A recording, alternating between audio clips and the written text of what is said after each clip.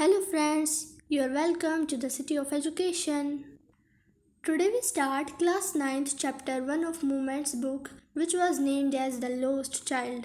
इस चैप्टर में इस स्टोरी में हम एक ऐसे बच्चे की कहानी पढ़ेंगे जो बच्चा गुम हो जाता है. A child goes to a fair with his parents. एक बच्चा अपने माता पिता के साथ मेले में जाता है. He is happy and excited and wants the sweets and toys displayed there. वो बहुत खुश होता है और बहुत उत्साहित होता है और वो चाहता है मिठाइयाँ और खिलौने जो वहाँ पर होते हैं. But his parents don't buy them for him. पर जो उसके पेरेंट्स होते हैं, उसके माता पिता होते हैं, उसे खरीद कर नहीं देते हैं. अब इस चैप्टर में यहाँ पर हमारे पास एक क्वेश्चन है. Why then does he refuse when someone else offers them to him? इस स्टोरी में एक ऐसा पर्सन एंटर करता है जो इस बच्चे को ये सारी चीज़ें ऑफर करता है और ये बच्चा ये सारी चीज़ें रिफ्यूज़ कर देता है. तो ऐसा क्यों होता है, इसके बारे में हम डिस्कस करेंगे. पहले हम इस चैप्टर को रीड करेंगे और फिर हम इसको डिस्कस करेंगे. It was the festival of spring. From the wintry shades of narrow lanes and alleys emerged a gaily clad humanity. So overall, in 2 lines में ये कहा गया है कि स्प्रिंग सीजन का टाइम है और बहुत छोटी छोटी नैरो लेन्स होती हैं, पतली पतली गलियाँ, और एलीज होती हैं छोटी छोटी गलियाँ. स्प्रिंग सीजन का टाइम है और बहुत छोटी छोटी पैसेजेस, लेन्स या एलीज में से लोग जो कि बिल्कुल बहुत ही ब्रिलियंटली हैप्पीली ड्रेस्ड अप हैं, वो वहाँ से बाहर आ रहे हैं. सम वॉक्ड, कुछ चल कर आ रहे हैं. सम रोड ऑन हॉर्सेस, कुछ घोड़ों पर आ रहे हैं राइड करके. Others sat being carried in bamboo and bullock carts, कुछ घोड़े गाड़ी और बैलगाड़ी में बैठकर आ रहे हैं. वन लिटिल बॉय रैन बिटवीन हिज फादर्स लेग, एक छोटा सा बच्चा अपने फादर्स की लेग में से बीच में से भाग जाता है. Brimming over with life and laughter, वो जो बच्चा है वो पूरा भरा हुआ होता है जीवन और हंसी से. कम child come, his called his parents, वो जो बच्चा होता है उसके पेरेंट्स बोलते हैं आओ बच्चे आओ. As he lagged behind fascinated by the toys in the shops that line the way, जो दुकान पर जो शॉप पर जो टॉयज थे उनसे वो बच्चा आकर्षित हो जाता है और वो पीछे रह जाता है और उसके पेरेंट्स बोलते हैं आओ बच्चे आओ. He hurried towards his parents, वो अपने पेरेंट्स की आवाज़ सुनता है. His feet obedient to their call, वो बच्चा ओबीडियंट बच्चे की तरह अपने पेरेंट्स की कॉल सुनकर उनके पास चला जाता है. His eyes still lingering on the receding toys, जो उसकी जो आँखें हैं वो अभी तक जो टॉयज थे उन पर अभी तक अटकी हुई हैं, टिकी हुई हैं. लिंगरिंग होता है lasting for a long time, अभी तक वो बच्चा पेरेंट्स के पास तो चला गया है पर जो उसकी आंखें हैं वो अभी तक टॉयज पर ही टिकी हुई हैं. As he come to where they had stopped to wait for him, वो बच्चा अपने पेरेंट्स के पास वहाँ पर पहुँच जाता है जहाँ वे वेट कर रहे थे उसके लिए. He could not suppress the desire of his heart even though he well knew the old cold stare of refusal in their eyes. वो जो बच्चा था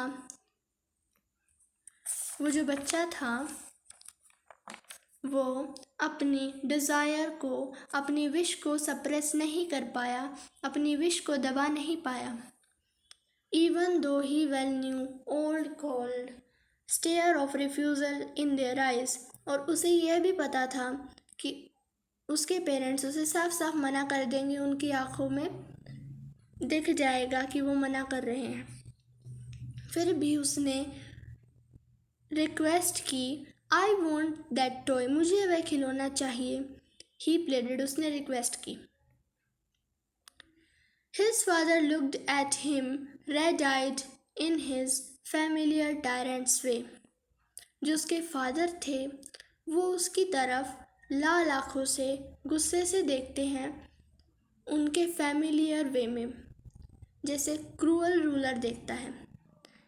His mother, melted by the free spirit of the day, was tender and giving her finger to him and said, Look child, what is before you? जो baby की मतलब जो बच्चे की जो मदर होती हैं, मेल्टेड मतलब यहाँ पर है कि वो बहुत ज़्यादा एबनॉर्मल सी हो जाती हैं, इजी बेजी सी हो जाती हैं, और वो बहुत अच्छे से बिहेव कर रही थी। और उन्होंने अपनी फिंगर दी बच्चे को होल्ड करने के लिए और कहा, देखो बच्चे, आपके आगे क्या है। ऐसा इसलिए क्योंकि दिन का माहौल ही कुछ ऐसा था। It was a flowering mustard field, ये एक सरसों के फूलों का खेत था। पेल लाइक, पेल मतलब कि कलरलेस, लाइक मेल्टिंग गोल्ड मतलब जो मेल्टिंग गोल्ड होता है ना, उसकी तरह कलरलेस मस्टर्ड फील्ड फ्लावर्स दिख रहे थे वहाँ पर।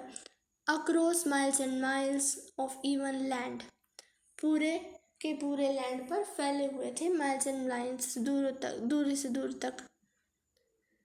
A group of dragonflies were bustling about on their gaudy purple wings. जो ड्रैगन फ्लाइज का जो ग्रुप था, बस्टलिंग हेयर एंड देयर मतलब कि वो इधर से उधर जा रहे थे, घूम रहे थे। With their Goudie purple wings, Goudie होते हैं टू ब्राइट, जो ज़्यादा ब्राइट होते हैं, अपने पर्पल ब्राइट विंग्स के साथ वे इधर से उधर घूम रहे थे। इंटरसेप्टिंग होता है अवरोध उत्पन्न करना। द फ्लाइट, फ्लाइट मतलब उड़ान। Intercepting the flight of lawn black bee और बटरफ्लाई, वो अवरोध उत्पन्न कर रहे थे लॉन ब्लैक बी और बटरफ्लाई की उड़ान में। In search of sweetness from the flowers, flowers से स्वीटनेस की खोज में वे उनकी उड़ान पर अवरोध उत्पन्न कर रहे थे। The child followed them in the air with his gaze, वो जो बच्चा था वो उन्हें घूर रहा था और उन्हें फॉलो कर रहा था एयर में। Till one of them would still its wings and rest, वो बच्चा इंतज़ार कर रहा था कि कब ये अपने विंग्स को रेस्ट पर लाए और वो कब बच्चा उन्हें कैच कर ले। And he would try to catch it, और वो कैच करने की कोशिश करता है, but it would go fluttering flapping up into the air when he had almost caught it in his hands, जब वो कोशिश करता है उन्हें अपने हाथों में पकड़ने की, वे फड़फड़ाते हुए उड़ जाते हैं। Then his mother gave a questionary call, उसकी मदर जो होती है बच्चे की, वो उसे क्वेश्चनरी कॉल, सावधानी वाली कॉल देती हैं। आओ बच्चे आओ, come child come, come on to the footpath, footpath पर आ जाओ, फील्ड्स में मत जाओ। He ran towards his parents gaily and walked abreast of them for a while. वो जो बच्चा था वो अपने पेरेंट्स के पास प्रसन्नता से भाग कर जाता है और कुछ समय तक वो उनके साथ रहता है। Being however soon left behind, attracted by the little insects and worms along the footpath that were teeming out from their hiding places to enjoy the sunshine.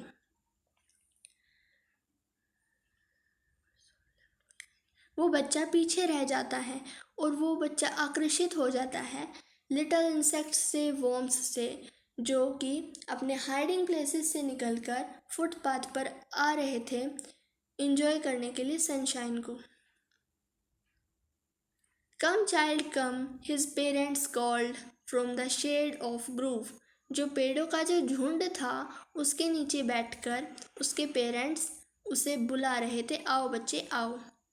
They were where they had seated themselves, वे वहाँ पर बैठ गए थे on the edge of a well, कुएं के किनारे पे। He ran towards them, वो भागकर उनके पास गया।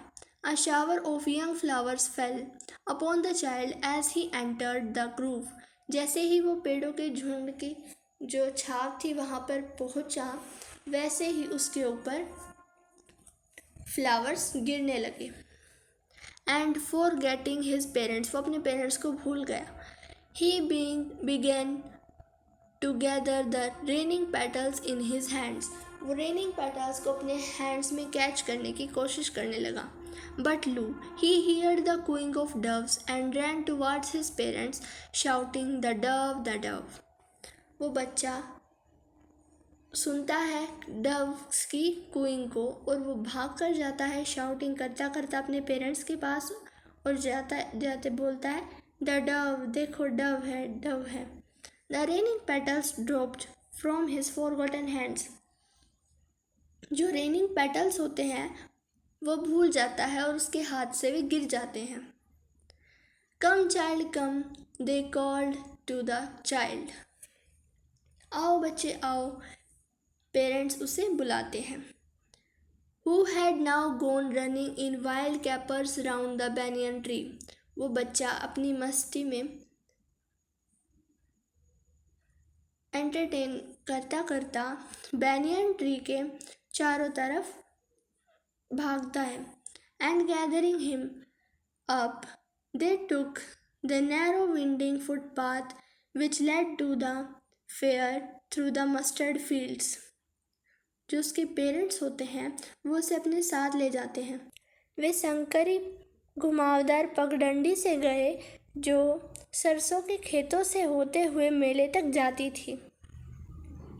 As they neared the village, the child could see many other footpaths full of throngs, वो जब वे विलेज के पास पहुँचे, जो चाइल्ड था वो बहुत सारे फुटपाथ्स को देख पा रहा था।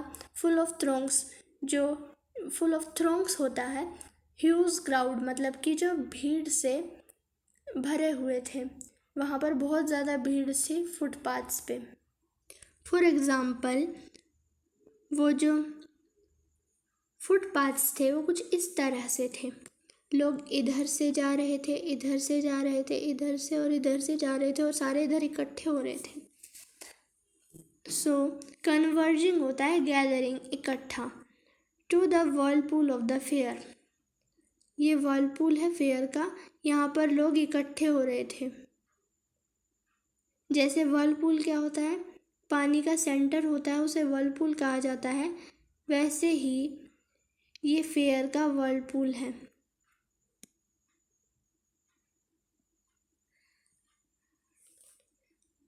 And felt at once repelled and fascinated by the confusion of the world he was entering, वो जो बच्चा था वो डर जाता है, एक बार वो पीछे हट जाता है। रिपेल्ड मतलब वो पीछे हट जाता है, एंड फैस्किनेटेड मतलब वो उसी से आकर्षित हो जाता है। By the confusion of the world as he was entering, कि जो तो दोनों ही चीज़ें एक साथ होती हैं। पहले उसे डर लगता है, इतनी भीड़ है, और फिर वो इसी चीज़ से आकर्षित हो जाता है। और जो फेयर है, मेला है, वहाँ पर इतनी ज़्यादा भीड़ होती है। So he was entering the world, जहाँ पर बहुत ज़्यादा कन्फ्यूज़न है। A sweetmeat seller hawked, gulab jamun, rasgulla, barfi, jalebi. एक जो मिठाई के दुकान वाले जो सेलर होते हैं वो ज़ोर से बोलते हैं, gulab jamun, rasgulla, barfi, jalebi. At the corner of the entrance and a crowd pressed round his counter at the foot of an architecture of many coloured sweets, वो कॉर्नर में जहाँ पर बिल्कुल एंट्रेंस होती है मेले की, जहाँ पर क्राउड जहाँ से जा रही होती है, वहाँ पर वो बोलते हैं, गुलाब जामुन, रसगुल्ला, बर्फ़ी, जलेबी। और वो जो आर्किटेक्चर होता है मैनी कलर्ड स्वीट्स का, जो डेकोरेटेड होती है वे स्वीट्स, और उन पे सिल्वर और गोल्ड की परत होती है, और जो चाइल्ड होता है वो stared open eyed and his mouth watered for the barfi that was his favourite sweet. वो जो बच्चा है उसके मुंह में पानी आ जाता है। स्टेयर्ड होता है घूरना, और वो जो बच्चा होता है वो घूर रहा होता है, वो देख रहा होता है कि बर्फ़ी को, और उसके मुंह में पानी आ जाता है। That was his favourite sweet, और वो उसकी फेवरेट स्वीट होती है। I want that barfi, he slowly murmured, वो धीरे से बड़बड़ाता है, मुझे वह बर्फ़ी चाहिए। But he half knew as he begged that his plea would not be heeded because his parents would say he was greedy. I want that barfi, मुझे यह बर्फ़ी चाहिए, वो धीरे से बड़बड़ाता है। He half knew that he begged, और उसे पता था कि उसका जो तर्क है उसके पेरेंट्स उस पर ध्यान नहीं देंगे। Because his parents would say, उसके पेरेंट्स उसे कहेंगे कि तुम बहुत लालची हो गए हो, बहुत ग्रीडी हो गए हो। So without waiting for an answer he moved on, बिना किसी उत्तर को पाए, बिना किसी आंसर के वो आगे की तरफ चल दिया। सो फ्रेंड्स, आज के लिए इतना ही। चैप्टर का नाम है द लॉस्ट चाइल्ड। अब हमें आगे यह देखना है कि वो बच्चा कैसे लॉस्ट होता है, तो यह हम नेक्स्ट वीडियो में पढ़ेंगे। Bye friends, take care.